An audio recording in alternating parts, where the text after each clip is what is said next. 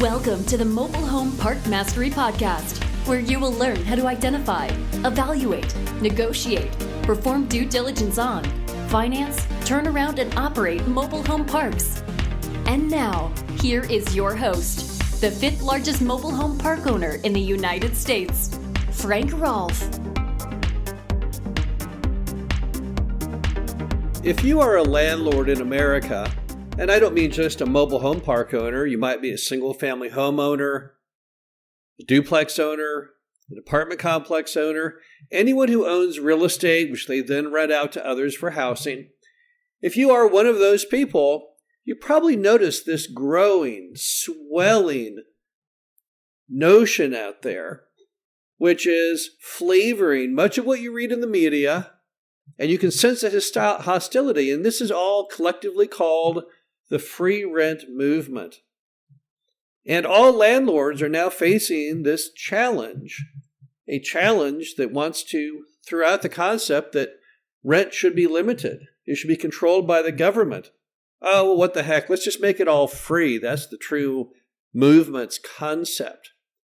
And can they do it? Can they pull it off? Can they make rent free? Can they make it where you can't raise your rents at all? Regardless of market forces, supply and demand, all economics, just throw it all out the window. That's what the free rent movement folks will tell you. But I'm here to tell you that the free rent movement is going absolutely nowhere, regardless of what politicians may tell you. Now, let's first start off while trying to explore why landlords are so hated. That's an easy answer. About half of all Americans don't own their home. They rent their housing, and as a result, half of all Americans despise paying monthly rent. They just don't like it. There's lots of more fun things you can do than paying your rent. And since it's a large part of most Americans' budget, anyone who has the mere mention of some plan, some device to lower or eliminate their rent is suddenly their savior. They're just so excited they just can't help themselves with enthusiasm about the whole idea of not having to pay rent any longer. But if you really look at the cost structure out there of the average American, if you go to one of the websites that helps you budget, there's all these government-sponsored websites to help the average American come up with a household budget. And if you look at those, and I welcome you to do so, you'll see that housing is not number one, it's not number two, it's not number three, it's not even number four, but yet it's only number 5 in size of the average household's expenditures. What's ahead of rent? Here it is straight off the website. Healthcare is ahead of rent. Healthcare premiums for a family of 4 in America can be as much as $2,000 a month. That's a ridiculous amount. I remember back when you could have a family, in my case it was a family of 3, with good insurance prior to Obamacare for about $400 a month. But that's one of the top 4. And then you also have childcare. So if you have a job and you've got a child, the price to have that child looked after every day while you're at work is a substantial amount, or again, over $1,000 a month. And then you've got transportation. Your good old automobile that you probably bought in the U.S. at an average of $50,000 per car, plus interest, plus gas, plus tax, plus insurance, plus wear and tear, repair and maintenance. Again, that's larger than rent for most Americans, according to these budget modelings. And then you have taxes, federal and state, and of course sales tax in there too. And all of those categories exceed housing. So where the heck is the free healthcare, free childcare, free transportation, and free tax movement, I might ask?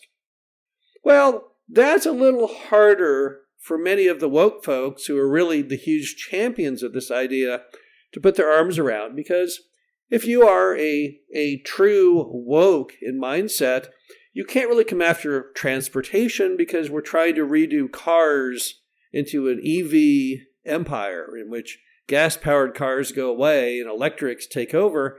And of course, the electrics are far more expensive than the gas-powered ones. So you really don't want to talk about the transportation thing. We don't want to lower the cost of transportation because that would preclude people buying electric cars.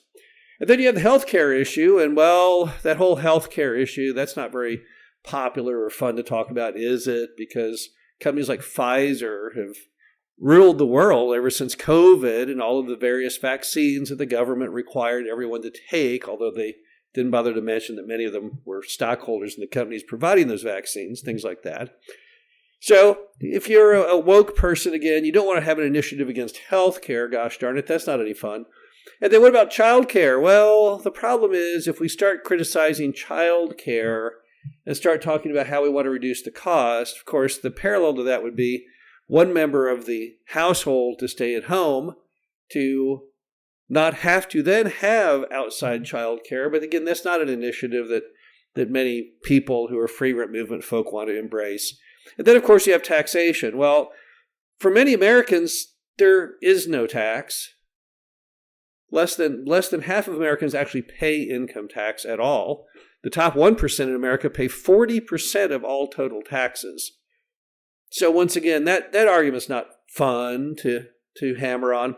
And so then you fall back to category number 5, fifth in priority on expense, and that's housing. So that's the only one that's really free game to attack. And that's why landlords are the only ones having to face this crazy free rent movement, because everything else is off limits to those who want to criticize and undo American society. So let's move on then to why none of this is ever going to happen. Because you're right now watching on television many political promises from presidential people, such as Kamala Harris, who tries to tell us that she is going to have a national, rent control ban, things like that. Why can't she do it?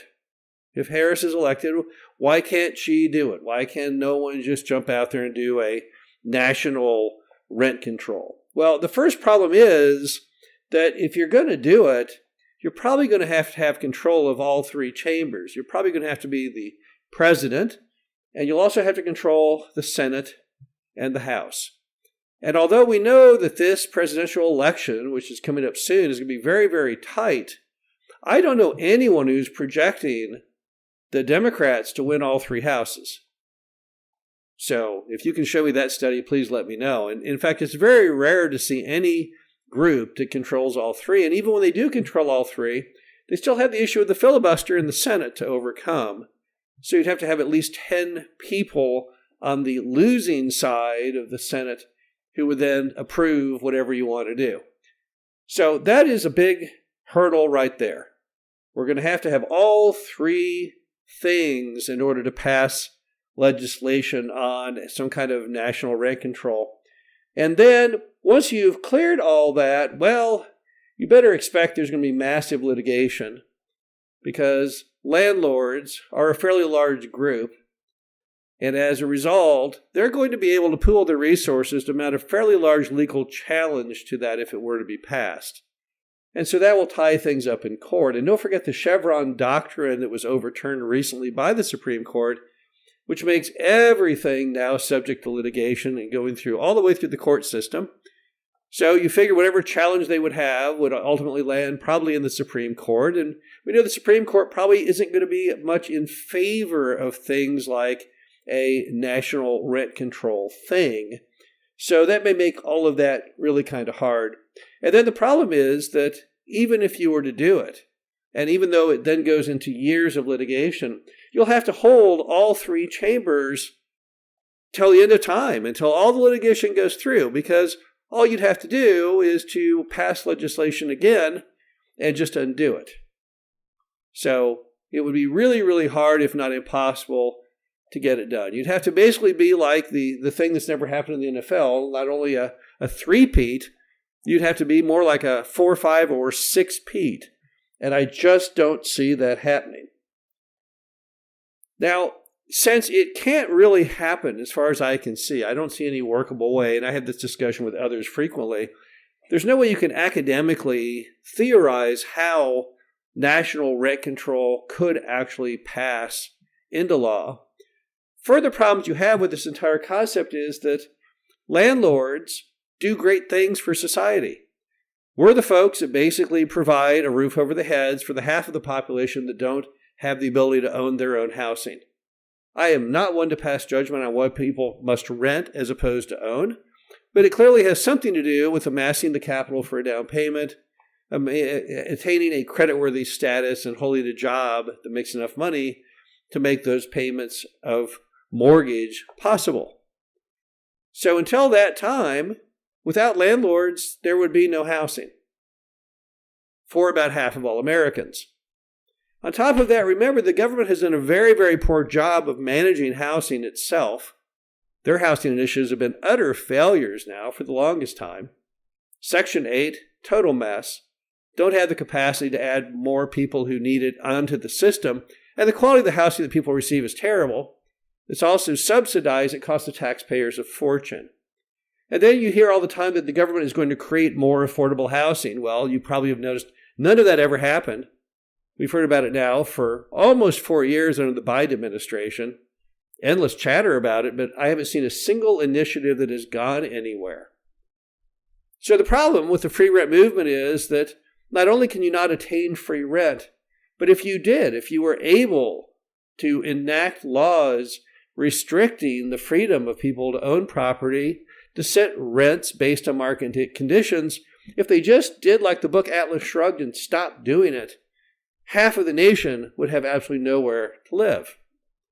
So instead, what Americans need to do is they need to embrace the opposite of free housing. They need to embrace the fact that people need to pay a good, solid, fair market rent, because that's what allows people to reinvest in housing. That's what allows them to create a great quality of life for those who must rent. That is what you need as a country to prosper when it comes to housing Americans. This is Frank Roth, the Mobile Home Park Mastery Podcast. Hope you enjoyed this. I'll talk to you again soon. Thank you for listening to the Mobile Home Park Mastery Podcast. Be sure to visit us at mhpmastery.com to subscribe to the show, read our show transcriptions, and access all of our great information on mobile home park investing.